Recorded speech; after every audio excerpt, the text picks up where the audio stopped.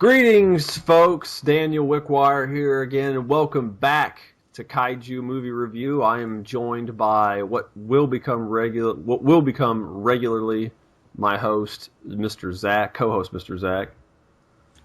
Hey everybody, welcome to the second episode of Kaiju Movie Review podcast variation. Yeah, exactly. I think it's technically episode 28, but yes, you are correct. It's episode 2 of the new style. Today we are going to roll into our news segment, and Mr. Zach, why don't you tell us what little bit of news you've got over the past 2 weeks? Yeah, absolutely. I actually saw the other day that our good friends over at Crunchyroll will be rolling an anime short series that is going to be based off of Ultra Kaiju. It's called Kaiju Girls. It features humanoid versions of several of Ultra 7's monsters, including Agira, Zeton, Pigmon, Red King, Ella King, and Gomera, among others. So, seems pretty ridiculous. It seems like just kind of a goofy, kind of almost like a gag anime series from the looks of it. It's just looks like little list shorts. It's not full 30-minute episodes or anything like that. So just an interesting kind of take on the kaiju from the whole Ultra Monsters anthropomorphic project that Tsuburaya has been doing over the past several years. So just something I saw that I thought would be worth bringing up since it is technically kaiju related. Well, we do appreciate you mentioning that, and also you said Ultra 7, but Gomera and Zeton and stuff are from the original Ultraman. And I don't know if you intended that, but I just wanted to throw that out there. It's okay. No, hey, you know what? And that's on me because I know some of the kaiju appear in multiple series, and I'm honestly surprised that there is no Bolton. Yeah, I know. Well, maybe at some point. I don't know. I've never seen it. I didn't even know it was coming up, so I'm glad you mentioned that. I have Crunchyroll, so I can watch that. Oh, by the way, reminder, if you hear baby noises in the background, it's because I have a baby. So I apologize for that. My bit of news pertains on a different front of kaiju. I actually want to talk about the October 2016 X Plus lineup. For those of you who don't know, X Plus is a very premium grade model/figure company. I wouldn't call them toys because they're all very expensive. Beautiful, amazing stuff, but it's worth the money, but it costs. They mainly focus on kaiju, or anime figures and stuff, but it's mainly on kaiju. But anyway, for October, they're releasing notable ones that are relevant to what we do. 30-centimeter figure of Daimajin, which is another kaiju-esque tokusatsu film series, which I'm sure we'll touch on one day. They are releasing in their 25-centimeter line Cosmo Liquid, which is a kaiju from Ultraman Taro, a set of Ultraman Ace and Yapu, which is also 25 centimeters. And their Gigantic series, which is their biggest lineup, they have a Yuji Sakai sculpted Godzilla 1954 and a 1995 Burning Godzilla, the Frozen variant, with the first time it fights Super X3 in the middle of the ocean. So just a little bit of info, and I'll try to throw some toy stuff out there because I like collecting it too. Not so much X Plus because it kind of hurts my budget a lot. But I just figured, again, a notable piece of news for us. And I also want to follow it up and let you guys know today is Tuesday, October 4th. So it is a little over, just about a week until Shingoji officially airs in the United States in theaters. There's been some early screenings, but their actual official release is on the week of the 11th. But I'll be going on the 12th. Do you know in your news post you mentioned something horrible and something awesome in the same breath, right? What did I do? You mentioned something horrible, meaning Ultraman Taro, and something awesome, meaning Burning Godzilla. No, I love Ultraman Taro. It's my favorite Ultraman. You can't do that. Dude, Ultraman Taro is gonna give me nightmares. Have you watched? I don't know. No, I just don't like Ultraman's design for Taro. Oh, really? I think it looks ridiculous. That's okay. It's my favorite, so that's kind of ironic. Though the kaiju are really out there in that series, but it's like mid-70s madness, so it's what you expect from kaiju films at that time when people were just making up designs because there were so many different monsters being made in Japan at that time because of all the different special effects movies coming out and television series and giant robot shows. And it was nuts. I can understand why the stuff looks that way. But we're going to roll into our next segment where we actually talk about the movie. Today we are going to be talking about Gamera the Brave, aka Little Brave's Gamera, which is the 12th and final Gamera movie. So we're finally going to finish this up after almost 8 years. It was released in April 29th, 2006, produced by Kadokawa Pictures. It's actually the first movie they've produced, first of the Gamera movies they've produced since they bought them out. It was directed by Ryuta Tasaki, written by Yukari Tatsui, and it stars Ryo Tomioka. I know I just did this and this is killing me. Tomioka, Kanji Tsuda, and Kao? Is that it? I don't know. Kaho, I believe. Kaho, okay. The movie is 96 minutes long, and I guess we'll get started with the plot real quick. The movie opens actually in the past, in 1973, where we see Gamera fighting one of our favorite kaijus amongst me and Zach, Gauss. Gamera fighting, was it 3 Gauss or 4 Gauss? Because he kills one of them. Yeah, he kills one, and then there's 3 more attacking him after that. Yeah, and he completely gets tossed, like epically tossed. But during the battle, he's trying his best. But, you have 3 Gauss, and if you equate it to back in the day, because this movie just seems like a continuation of this Showa series, which having it in 1973 is actually kind of correct in a sense, because they did all the first movies from 65 to 71, and then they were going to do an 8th film in 72, which was Gara Sharp, but it never happened. So having this movie in 73 is kind of a bookend to the Showa series is actually kind of neat, because while Gamera's fighting these Gauss, he either gets overpowered, gets beat up, and ends up self-destructing to kill himself and the 3 remaining Gauss because he kills the 4th one. And that makes sense, too, because I guess this movie wouldn't really make much sense in the context of the Heisei films.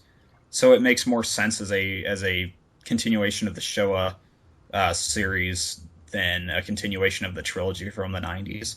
Oh, it's true, because what they should have done is just released Gamera 4, but we won't get into that as much as I'd really, really like to watch that movie. It's a fan film, and I've talked about it in, I believe, my review of Gamera 3. I believe I've talked about it to some extent. But during that time, a kid named, what was the dad's name? Oh, it is Kosuke, sees all this happening, sees Gamera sacrifice himself, kill monsters, blah, blah, blah. Cut to 2006.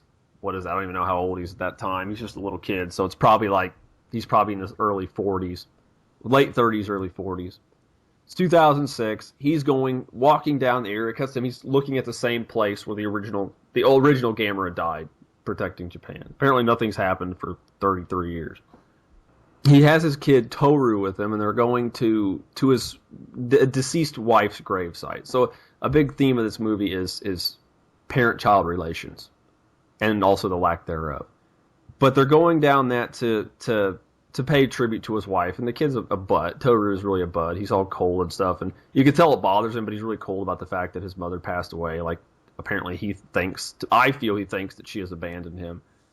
He's like super dark about it at the beginning of the film. Like, when he's like, I know my mother's not in heaven. I know she's just a skeleton in a box underground. And it was like, geez, kid. Wow. I know. And it's funny that they do that, because this movie really reminds me a lot of the Showa era films where you'll get those random bits of polar opposite.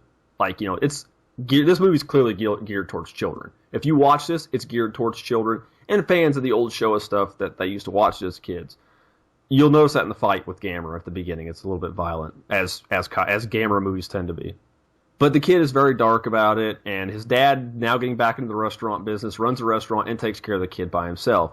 The kid's always plagued by images of his deceased mom, at least in the beginning. It's like this whole, oh, mom, he misses her, but he's never out with it. He's just kind of a shut-in, cold child. While they're walking, and we'll digress a little bit, while they're on that path, he notices a shining red sparkle, if you will, across the ocean, this little island where the original Gamera died. Well, later in the film, he goes for a swim, and it's like, oh no, I forget my membership or whatever. I don't know. I don't live in Japan. I don't understand that, but forgets his membership. Well, he sees that little glint on that island again. Well, he swims over there, finds a little egg, and there's a rock underneath it, which was glowing red, which is what he saw. Takes it home with him, or no, the egg hatches into a little turtle. He's like, well, I'm going to take it home with me, blah, blah, blah, whatever. After which you meet his neighbor lives right next to him. Her name's Mai. Girl, a little bit older, has a thing for Sergeant Frog. I'm not going to get into Sergeant Frog right now. But she has a health condition. She has and needs some kind of heart surgery. She's doesn't not outwardly ill, but she has some kind of condition that she needs surgery. Well, the little turtle that he takes home, he names it Toto, which is what his mom used to call him when he was little. Every time the kid goes to sleep and wakes up, Toto, the turtle, which is more like a tortoise, he's not actually like a turtle, ends up getting bigger.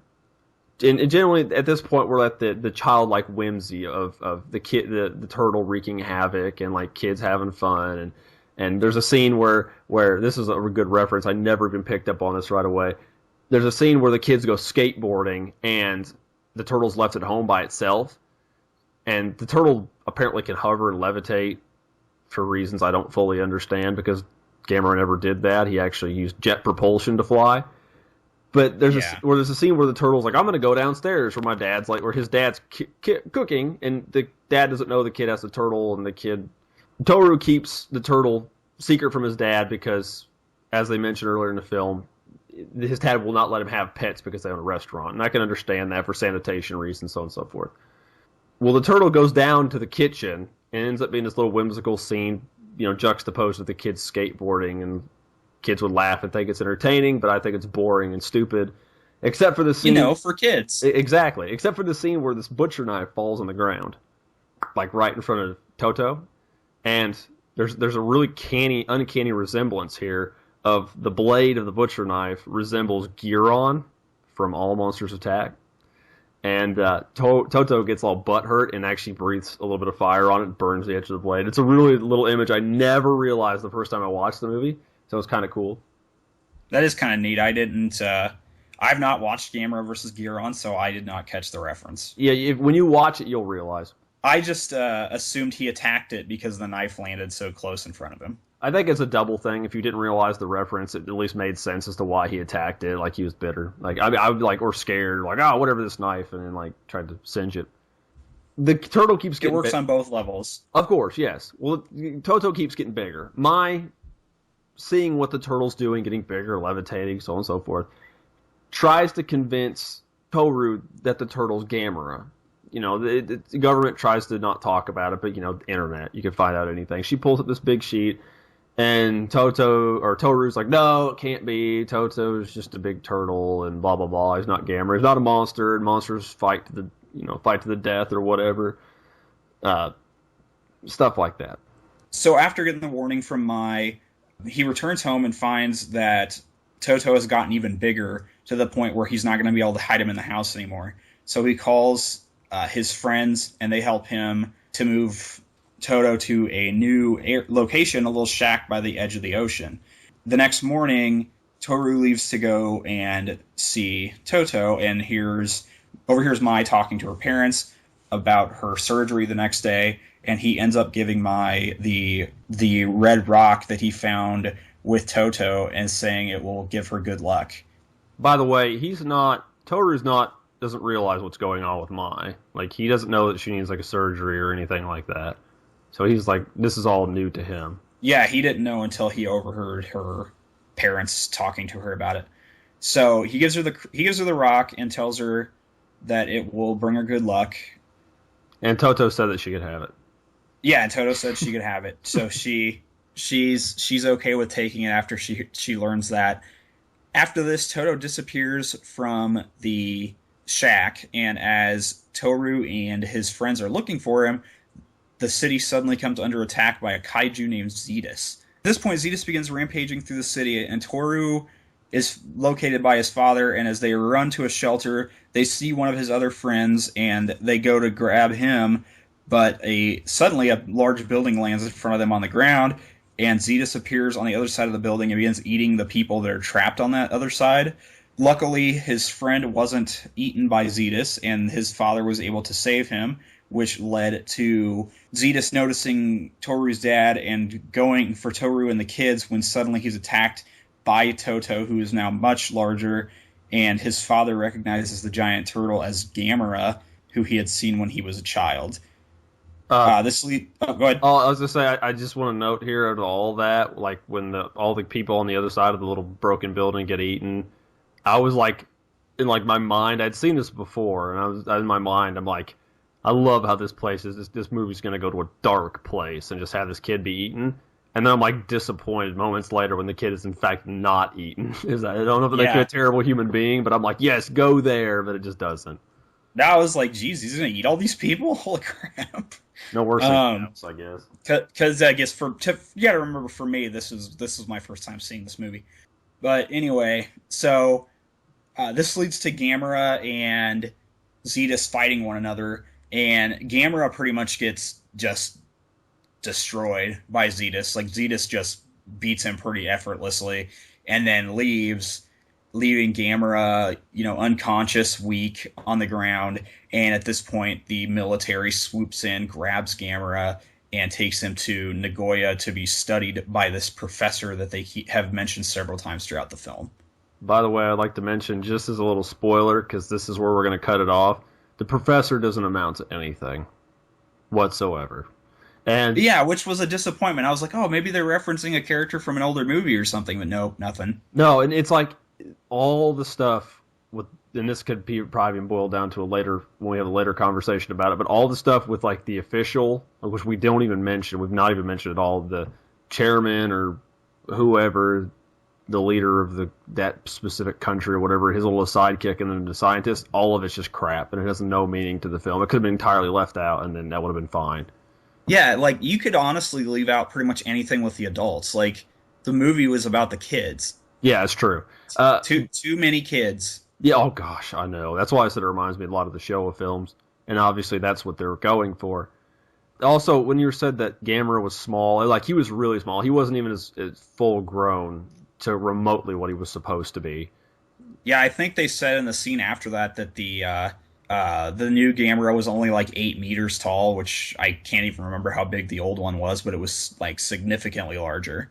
Well, even like, if he had been full grown, I believe he would have been about the size of Zetus, right? Well, yeah, I mean, that's like how later when he fights Zetus, he's much closer to Zetus' size. Zetus is like 45 or 50 meters tall, and Gamera's just little, but he's just trying to save Toru. So.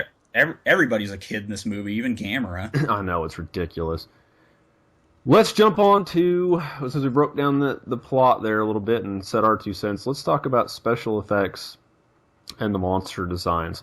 First, I want to start with the monster designs, because this is going to go into a bit of a grievance that I have. Beginning of the film, you see Gamera, which is supposed to be the original Gamera, and literally Toto is the son of Gamera, for lack of a better term. Gamera looks awesome. Gamera looks really cool in the beginning of the movie. I like the design. It's not the Gamera's design in the movie reminds me more of a tortoise, which is how Toto's design is, but it's more like an older, not aquatic based, just heavy and large and powerful design like they gave Gamera, and I love it, and I'm all for it, and that's what I want from Toto, and not going to spoil the whole movie, but I'm going to say Toto does not look like that at any point in the movie, and it is such a gigantic letdown. Yeah, I kept expecting that to happen, like, towards the end of the film. I was like, oh, we're going to see him turn into the old Gamera, and he's just going to destroy Zetus, and nope, never happened. I know, just stomp a hole in him, dude. It would have been great, but no, it doesn't happen.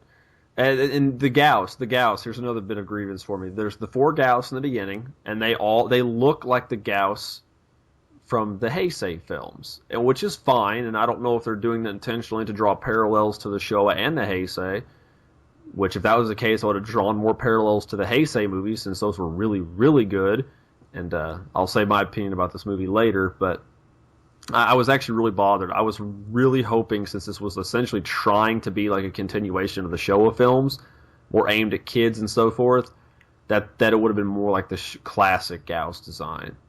And that was disappointing for me.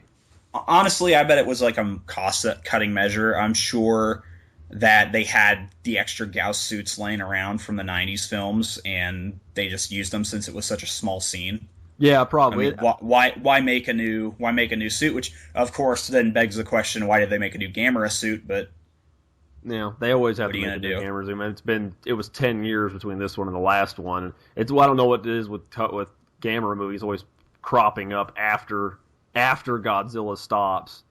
It's always like, Gamera came out the year of, Godzilla vs. Destroy in 1995, Gamera, Guardian of the Universe. That came out the same year, but capitalized hugely after those movies stopped. And then this came out a year after Final Wars came out. So, that makes sense. But I digress. Toto, I'm just going to say, is just a cutesy Gamera. That's exactly what it is. It's the way he looks is to design is to cater to children, and he does kind of have. Oh, go ahead. Definitely with the big like anime style eyes and everything. Yeah, he's totally meant to appeal to kids. Kawaii. That's. And that doesn't bother me. I really don't mind Toto's design. I get it. I was mad that he didn't looking like Gamera did at the beginning of the movie because that's what I wanted. But I'm fine with Toto's design. Whatever. He's just what he is, and that's all I'm going to say. He's a cutesy Gamera. The end. Zetus's design and Zetus himself was both a high point for me and a low point for my, because you've not watched all the Gamera films. You've just seen like here and there, right? The Showas, I've only seen the original. Okay, well, see, that's why some of this stuff doesn't click for you. Zetus is cool because he reminds me of those old Showa designs, like over the top. He reminds me of Barugon because he has the ability where he shoots his tongue out like a chameleon, but it's a little different where Barugon's was kind of encased in ice and more like a club. Zetus is more like a spear, and he could use it to stab into things, and he's as a villain kaiju is from a Gamera movie, down to a T, except he's not over the top enough. I gotcha. I really liked Zetus's design. He's kind of like a weird kind of Dilophosaurus spined Tyrannosaurus kind of hybrid thing. I thought it was a cool design. I liked it. No. I mean, I have very limited experience with the Gamera kaiju. I mean, I like, as you mentioned, I like Gauss. Barugon's okay. I don't hate Barugon's design, and I really liked the all the kaiju from the '90s movies. I didn't think there was a bad design among them that I can remember. So I liked the Zetus design. Maybe it's because I haven't seen the other Showa films, but to me, I thought the design was great. I thought the movie just felt like a great villain kaiju especially for this style of movie.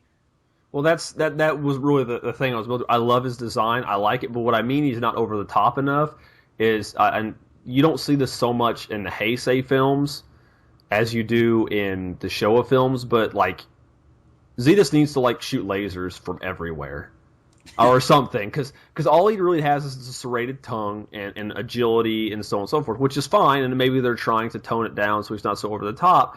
But why is he not shooting molten cubes from his eyeballs or launching rockets from his ass? Literally, if you've watched these old ones, enemies just pull moves out of everywhere for no reason. I think the most tame one was Gauss.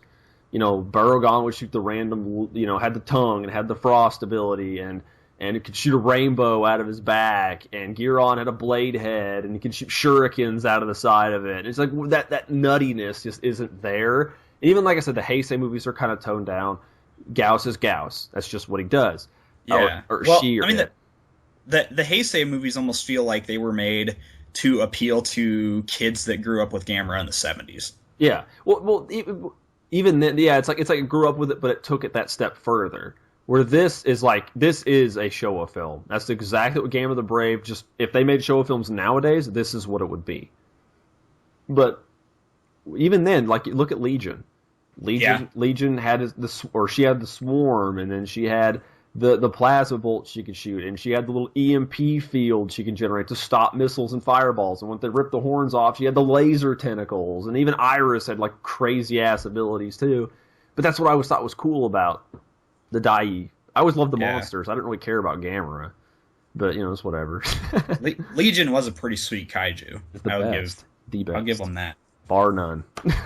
That's my favorite, so I'm very biased. What do you have? You have anything to say about the kaijus that I've ranted about for 20 years? Oh, like I said, I really like the Zetus design. I was not a fan of the Toto design. I mean, it fits for what they were doing with this movie, and I can respect that. I'm just personally not a fan of it. Loved the Gamera design at the beginning. Like I wanted to see more of that Gamera. Like when I saw it fighting the Gauss, like I was like, heck yeah, man! I want to see more of this. And like the Gauss, that's the Gauss design I'm the most familiar with from watching the Heisei trilogy. So to me, that is Gauss, and I was more than happy to see Gauss make a cameo in the movie because he's one of the best. He's one of the best Gamera kaiju there is. So He's Gamera's King Ghidorah. he really is. I mean, he's that one kaiju that just keeps coming back, or like Ultraman's Bolton. I mean. Yep, it's true. The one that just doesn't leave. That's very true. One of the note I want to mention just as a whole, special effects for the movie I thought were pretty good, but to make the other analogy, I feel it's just a hair below what Toho was doing at the time. Kind of like better than it was in even the older films, and I'm sure it had to do with budget. Like I said, they were good. They were good. It was a big movie at the time, and they were good. There's a few shots that looked not the best, but for the most part, they were good. And there's not really anything other than that. A shot of them overhead of Zetus following Gamera to the bridge where they first fight him before he gets captured. That shot did not age well. But other than that, I for the most part, I thought it was good. I thought the effects were done well for the time. Yeah, some of the CG that they used for the little turtle Gamera also did not age all that well. No, it didn't. That's true. So true. Well, now that we've discussed the kaiju and such, let's talk about the film availability and pricing. Why don't you tell them what you found on the eBay, Mr. Zach? All right. Well, okay. A quick look on eBay. I was not able to find any of the Tokyo Shock Blu-rays available on eBay, which I thought was kind of weird. But I understand it's a highly sought after film. It had a pretty limited print run, and it wasn't printed for very long. The DVD version of Gamera the Brave from 2008, Region 1, of course, the United States version, it runs around $30 on eBay right now, which is significantly higher than what it launched at. I believe it was only like $10 at release or something like that, like $10 or $15. It wasn't at very release. much. So yeah, the DVD version has doubled to tripled in value over the past 8 years. And like I said, I couldn't find the Blu-ray, but I imagine if there was some Blu-rays on here, they would probably be even more expensive than the DVD. So I would expect just a ballpark, I would guess that the Blu-ray probably is in the like 40 to 50 range at bare minimum. And that is just a guess. I had a similar experience in my searches on Amazon. I found the movie DVD only. I could not find the Blu-ray at all. I found a used condition from $25 to $40 and sealed new from $30 to over $100. So, I mean, this little bit of advice for folks that might be getting into kaiju or don't know about all these different companies. If Media Blasters releases anything, buy it immediately. Yeah, that's kind of what I've learned for kaiju movies in general. Like, you need to buy them up pretty quick, or else you're going to have a tough time finding them because they do not make very many of these. They usually don't. Some. I mean, this is a very. Go ahead. Oh yeah, this is a very niche market, and it's not something outside of, say, a Sony is not going to produce a lot of these. Like Kraken that just released Godzilla 1984, I don't expect them to print like 100,000 copies of the Godzilla 1984 Blu-ray. No, you just won't. No, you're right. Yeah, they're just not going to, which is why I bought the movie right away. And that's why I need to go back and get some of the ones I don't have right now, because if I don't get them soon, they're going to go out of print. I mean, look what happened with some of the VHSs and early DVDs for the Godzilla movies. Those things are astronomical now. No, it's true, because we don't know when they're ever going to get released. They're released so inconsistently. Blu-ray, with this being in the same region as Japan, they're really iffy about releasing them because they don't want Japanese market customers to just buy U.S. versions, because movies and stuff, DVDs, media, any digital medium is cheaper in the United States than it is in Japan. Yep, and thankfully, I mean, the first 11 Gamera movies are super affordable. Like, incredibly affordable. Like, you can get the Heisei trilogy for less than $10 on Blu-ray, and you can get the all the Showa films across like two Blu-ray sets from Mill Creek for probably around $20. Yeah, and they're worth it. Believe me, I know you. If any of you've seen these other movies, and I'm not the nicest about it, but they're fun. They're Mystery Science Theater has pretty much done every single one. I mean, they're not generally good, but they're just fun to watch. Yeah, and I mean personally, I plan on buying the Showa boxes. I don't have them yet, but it's something on my list, and they're cheap enough that I mean I'm just not in a. I should be in more of a rush than I am to get them, but when I can go on eBay or Amazon and it's like the first 6 films for $5 or whatever, $5-10, I'm like, I'll get it some other time. You know? Yeah, exactly. Here's actually a really good example before we move on. I bought the Blu-ray of Destroy All Monsters when that came out the first time it was released. And that was at the same time that Media Blasters had the big fiasco with, I don't know if you ever followed Godzilla versus Megalon. And yeah, I remember because I was waiting for that movie to come out. Yeah, the DVD came out like 2 months after that, but it took like a year before the Blu-ray dropped because of that issue. Anyway, I bought the Blu-ray. And then the Blu-ray is so limited of Megalon that it's insanely expensive now. Yeah, exactly. I bought Destroy All Monsters when it first released. I think it was really inexpensive, like $15, which it's not bad. Like 3 months later, it was selling on the Blu-ray was selling on Amazon. The cheapest you can get it for was like $100. You could not get that movie because they don't Media Blast. They did the same thing with everything they do kaiju. They don't release a lot of it. So if you find it, buy it. And because I missed out on Destroy All Monsters, and I regret not picking that one up, man. And they did 2 print runs of it. They did 2. I got the first print run. I think I told you about the second one. Did you not get it? I kept thinking you bought it. No, I never picked it up. Right now. I only own 54, 84, and 2014. Those are the only ones I own. Yeah, that's all right. It happens. At least you got fairly milestone movies, I guess. But okay, let's move past that since we've complained enough about movies and prices and why you can't find them. And let's do closing statements and recommendation. What do you think, Zach? What do you think about this movie? I'm torn on it, honestly. I think the movie's fine for what it is. It's not for me. I'm really glad that I didn't shell out like right after the Blu-ray started becoming like scarce. I'm really glad I didn't shell out, $30, $40 to buy the Blu-ray copy because I would have been disappointed. For what it is, it's fine.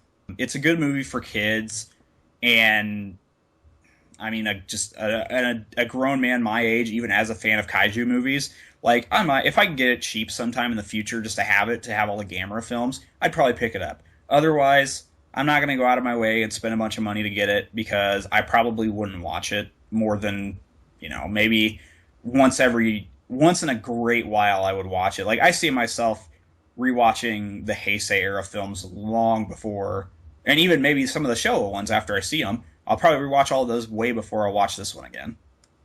I can respect that opinion. I will have a slightly different opinion on this movie than Mr. Zach here. When I watched this once a while back, wasn't a fan of it. Watched it again, and I actually enjoyed it more the second time I watched it than I did the first one.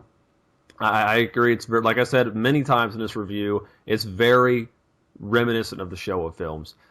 Both good and bad, and I think the good side is they take it and they modernize it, and the story of this whole film is parents and their interactions with children, between Toru and his dad, and Toru and his mom, which isn't around anymore, and I believe he's hit with an abandonment issue because of that, because he thinks he may have had some control, and it's not really focused on a lot of the film. They talk about it, but it's not explored as much as it could have been.